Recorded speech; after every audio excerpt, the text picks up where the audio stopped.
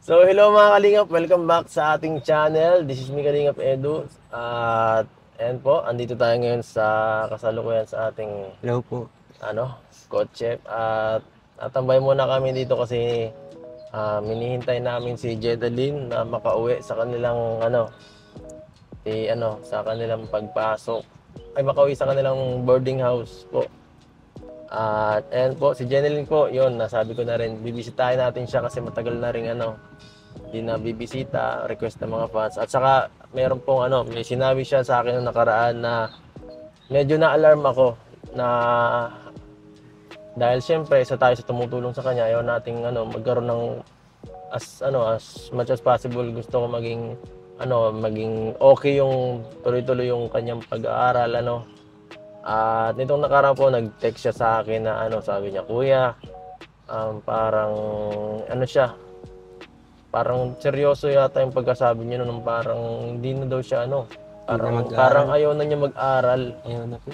Kaso siyempre tayo tumutulong, nakakagulat. Kasi tinutulungan na natin tapos ganyan pa, makakaisip ka pa ng ganyan. Tsaka Oo nga malaki po, na yung ginastos, di ba? Nagbigay na tayo ng pera, nakapagpatuition na tayo. Hindi biro po yung mga binibigay ng sponsors na mga pera, hindi po kung saan lang hinuhugot yun Kaya minsan nakakahiya din. Kaya ayoko nung ganyan na parang minsan hindi na pagpapahalagahan Kaya dito tayo Hindi para po talaga. confirmahin kung ano ba talaga ang nangyayari. Kung desidido ba siya talaga sa pag-aaral o hindi. Ikaw Romel, pag nabigyan ka ba ng ganyan na oportunidad, sasayangin mo ba Ay, hindi. o Hindi po. kasi Hindi. bakit? Paano mo pagpapahalagaan yung mga binibigay? Kahit mahirap po, ganun pong ginawa niya. Sabi yung vlog po natin sa kanya, baga pinipitin siya ng banana cue. Oh, Pwede po ba ganun makatulong-tulong kahit papaano. sa kanila Pag natinda siya, o sa kanyang pag-aaral, di ba? Kasi Matinda siya, makita siyang 100. oh, Isang tinda, 100 ng 100 po, tama. dalawa lang, isang tinda, 100. Kung may 200 siya po, may pamasahe na siya papunta dito. Tapos, mag-ipon-ipon na lang kung merong gastusin po, ipon-ipon na lang pag, yung Tama. diskarte ko po. Oo, tama yung nasabi ni Romel, naiintindihan ko. Ganun talaga, yung okay yung sinabi niya, at least siya, yung based on sa experience niya, ganun ang gagawin niyang plano. Siyempre sa atin po, dito sa ating programa, ang pinakasagot natin karaniwan sa mga estudyante natin is yung sa tuition fee at sa boarding house po. Yan po ang pinaka maitutulong natin sa kanila, sasagutin po natin yan Saka siyempre para sa sarili mo yun pag sumuko ka, edi ikaw rin mahihirapan. Kaya ayan po. Yan, tara po, kamustahin natin siya kung baka nade-depress lang siya kaya niya nasabi yung mga ganung bagay minsan ganyan Kausapin talaga po mga natin. ngayon, medyo madaling panghinaan So nandito tayo rin, siyempre hindi lang support sa pag-aaral pati sa mga sa emotional na problems ng ating mga tinutulungan, kailangan nating suportahan yan. Nandito tayo para sa isa't isa. So tara po, let's go! Apo. Po, andito tayo ngayon kasalukuyan sa boarding house nila Jeneline. Ito, pakita mo ito, dito po siya nakatira. Yan po ang boarding house niya. Diyan po kami dati pumunta nung natandaan niyo po dati nung pagpunta natin dito kay Jeneline, diyan po siya nag-i-stay in. Ewan ko kung dito hanggang ngayon kasi medyo matagal na rin, mga magdadalawang buwan na po Simula nung huli natin siya mapuntahan. At sabi niya po kasi dito na rin siya madiretso pagkatapos niya magklase Dito na kami magkita. Check natin. At ito, si Romel, dito na rin natin papaanahin. Patitirahin. Kasi wala ka ng bahay eh. Kaso lang po, Siya nga pala, kumusta ang bahay mo, Romel? Ay, po, Edo? Pag di pa nagawa, Pag nagawa na po, pakita ko po sa inyo.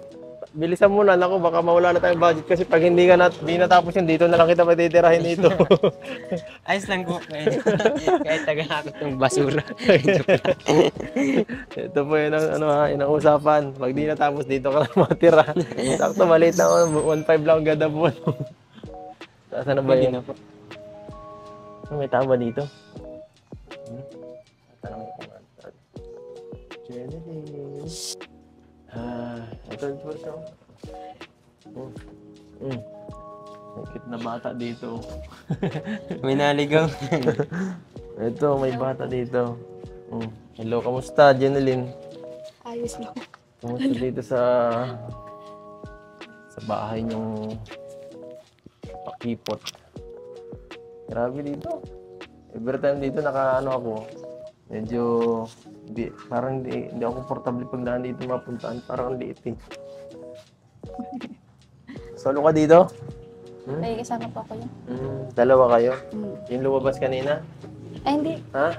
Umuwi ata sa Paracali. Ha? Umuwi po ata sa Paracali. Uuwi. Paras kayo babae? Hmm. Kaya eskwela mo, hindi? Third year na po yun. Edu ang ginagawa. So, Jeneline? May pasok ka ngayon?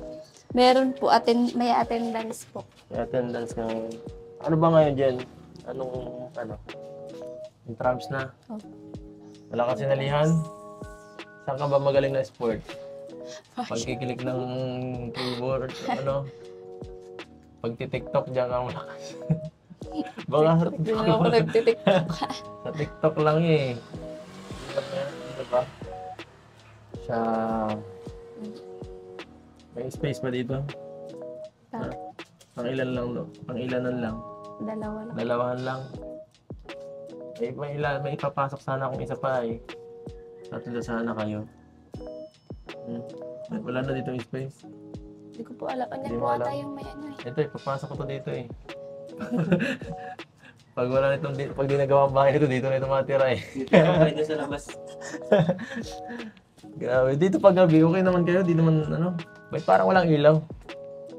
Maliwanag naman dito. Sigurado ka maliwanag. May parang sobrang dilim naman dito. May iniilawan dyan pag Pag gabi na.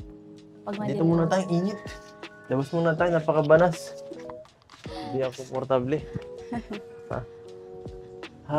Dito na lang tayo sa gilid. Dito, para di masyado, Karaki. Dito lang tayo magkintuhan. So, kumusta ang buhay-buhay? Ayos lang, boss. Buhay pa? Buhay pa. Buhay pa. At, ayan, kagaya nga nung nasabi natin sa yung bibisita tayo dito mga at least once or twice a month para syempre to support sa yung pag-aaral. Pero syempre ito medyo nangamba ako nitong nakaraan. Kasi alam mo na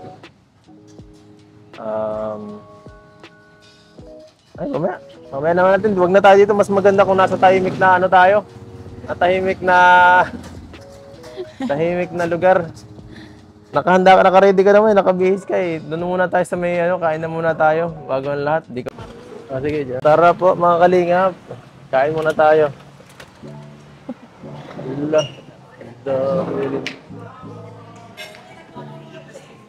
Ganun tayo. Ayan guys, at ito, nagbili tayo ng tatlong pagkain dito, prop guys. At makain tayo. Ay siya pala, iba na kasi ang channel natin, mukbang challenge na. Wala na tayo ma-isip na idea. Ito po, papakain natin to kay Jeneline sa loob lamang ng 5 minutes. Ito po ang premyo niya. Oh. Ito po. So, natapos mo yan, meron kang 1,000 pesos, Jeneline. Busog ka pa. Ang talaga. Kaya.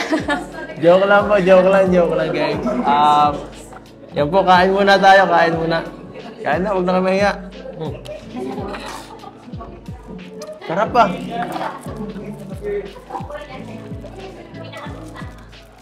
Kain na muna tayo. Tuwa na agad si Romel, oh. So, sige guys, kain na kayo. Napakalaki naman ang hotdog na ito, guys. So, ayan. Tapos na kami kumain, guys. Balik na tayo sa ating, usapan. Seryoso na to, guys, no? Seryoso na. Ito, kaya tayo pumunta talaga dito is, na-concern lang tayo talaga kay Jeneline, kasi nung nakaraan nga, nag-chat sa akin na parang problemado na talaga. At isa doon is yung nasabi niya sa akin na parang, parang napapa-stop siya sa pag-aaral. Dahil sa parang kulang yata sa allowance at saka sa mga bayarin sa eskwelahan. So, Jonalyn? Ano nangyari doon? Bakit mo nasabi yung mga ganung bagay? Ano po talaga, kulang po talaga sa allowance. Tapos may mga babayaran din po. Sa libro. Required po kasi ng libro. Bumit. So, problematic nga yan, Kasi dito sa ating talaga, sa channel natin is karaniwan talaga ang lang natin dito, ko lang talaga is yung sa pag-aaral mo, sa tuition fee mo, at saka sa boarding house niyo. No? Kasi kung lalahatin ko is sobrang laki na nung bagastusin ko niyan, kung pati sa sa allowance ko ay sasaluhin ko na. Pero syempre, bukod pa yun sa pa yun, parang yung mga binibigay ko po, yung binibigay ko sa yung allowance at saka sa sa tuition sa boarding at saka sa tuition fee. Ihiwalay pa natin yung sa mga sa mga nang bibigay sa iyo galing sa mga sponsors mo, Kaya kung may nagbibigay pa sa iyo, kagaya niya, may mga sponsors na nabigay sa inyo, malaking tulong yun para sa iyo. Para mas madagdagan yung yun, parang panggastusin. Kagaya po nga, nung nakaraan, sinagot ni Kuya Lito ang mga tuition fee ng mga estudyante natin dito, napakalaking tulong po nun, salamat. Saka, yung sa mga naman po, yung ibang mga, mga estudyante natin, kagaya po nila Tina, karaniwan ako lang po, hindi ko nabili yung mga tuition fee nila Tina, ako na ni Clarissa, ni Tina po, ako na nagbayad nun. Yan. So, pati nga yata si Jenilyn, ako na nagbayad nung nakaraan para sa kanyang sa boarding house kasi siyempre alam ko mahirap na talaga yun kung lalahatin niya talaga kahit sa ganun talagang pa alam ko mabigat na rin yan kaya diyan basta tulungan lang tayo nila mama muna sana at saka sana hindi ka rin masyadong madaling panghinaan ng loob. Yun lang aking sana ay marang sa sarili mo kasi syempre yung pera natin tinutulong sa inyong mga estudyante is parang hindi naman ganun kadaling kukunin dapat rin natin pagpahalagaan din natin yung mga bagay na ganyan at maging thankful tayo kasi may mga taong na handang tumulong ng walang kapalit so ni mama mo naman doon sa nangyaring yun?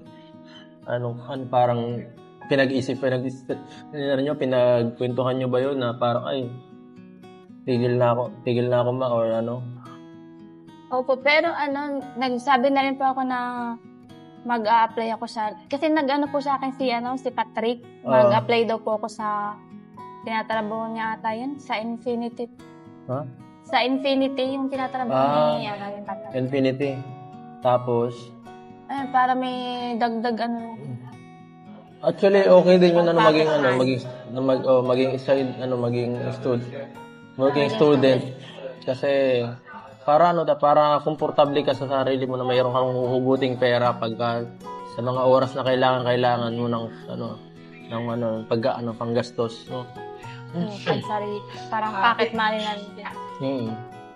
Para ang mo lang talaga yung sa allowance mo may panggastos ka na tapos yung sa mga miscellaneous na lang doon na lang siguro ng talagang iipunan. At kumusta ba yung ni mama mo, yung kanyang pagtitinda doon? At di na po siya nagtitinda. Bakit anong nangyari? Wala na pong pangpuhunan. Wala na? Start po ng klase. Kalungkot naman. Bakit nangyari? Paano naubos yung puhunan? Nalugi ba or Ang mahal na din po ng ng saging. Mahal lang?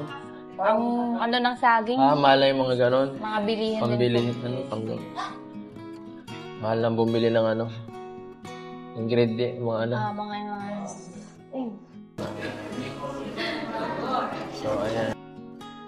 So, ayan. Bago tayo syempre magpaalam ito. Ang unang ano ko sa iyo ay sana dire ano lang gawin ano mo pag magano ka lang tatagan mo lang ang sarili mo ano Jeneline. Huwag kang ano pag pinapanghinaan ka ano ka lang kung ano ka lang tawag dito magdasal ka lang para magano ka makakuha ka ng lakas sa Diyos saka syempre magano ka lang focus ka sa ano kung desidido ka talagang makatapos talagang gagawin mo lahat eh. Kahit mahirap yan yung may bibigay tayong tulong kay Jeneline galing sa ating mabuting sponsor na si Kuya Lito. Palagi solid solid sponsor. May bibigay ako sa Jeneline kung anong bahala dito. 3, 4, 5. Ito Jeneline, bagong lahat bigyan ta muna ito ng para sa boarding house mo para may pang additional ka pa para di ka na mahirapan magbalik-balik sa sa bahay niyo. Ayan, bibigyan kita ng pang boarding house mo, pang bill ng Salamat, Kuya Elvis. para di maputol yung para di masayangan kasi 120 per birthday, masakit din yan. At ito, kay Kuya Lito naman, tanggapin mo 1, 2, 3, 4, 5,000 pesos. Yan. Total of 6,500 po. Grabe, malaking bagay na po yan. Malaki-laki na yan. So, Jeneline, saan mo gagastos yung mo yan? Na po ako, babayaran ko na po yung mga kulang ko po sa school. Tapos sa libro, tapos sa PE uniform po. Salamat po kay Kuya Lito mo sa pag-sponsor po ng malaking tulong na po to para po makabayad po ako sa mga kailangan po sa school. Salamat po. Sa mga manonood natin dyan, sa lahat ng viewers, salamat kasi pinapanood ka nila eh. Kasi kung hindi rin, di ka rin sisikat, di ka rin makikita ng iba nating sponsors. Hello po sa mga viewers dyan. Mga Kalingap viewers sa mga Kalingap viewers po dyan, sa sumusuporta po sa akin, kasi kay Kuya Edo po. Salamat po. Huwag po kayong magsawang panood. Yan lang po. Support po. Thank you po. Ayan. At siyempre, salamat po sa lahat ng ating manonood at sponsors natin, mga butihing sponsors. Lahat-lahat na po, di ko na po kayo mababanggit lahat. God bless po sa inyo. Salamat sa tiwala at sa suportang binibigay niyo. Walang sawa. At ayan po mga kalingap, si Jeneline, scholar natin,